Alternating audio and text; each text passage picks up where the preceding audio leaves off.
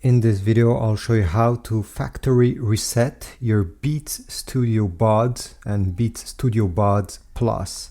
In case you're having issues or maybe you're thinking reselling them, so you just want to unpair them with all the devices that you have previously connected them to. So what you need to do first is to put them in the case. The buds needs to be inserted there, and then all you have to do is to find this button right between them and press this button during 15 seconds. Be patient. Right now I'm pressing it, as you can see, and you just have to wait while watching this small light over here.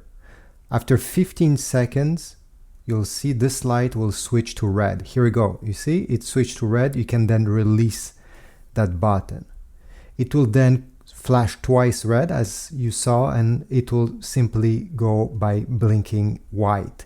This means that they have been fully resetted and they're ready to get paired with a new device. You can pair them right now, or you can do this later. You can simply close the case, and once you're ready, let's say the next day, to pair them with a new device, simply open the lid, and you're going to notice here the light, the white light flashing, and just take your phone or computer and pair them again. Thanks for watching. I hope this video was helpful. If so, please leave a like, subscribe, comment down below, and I'll see you in the next video.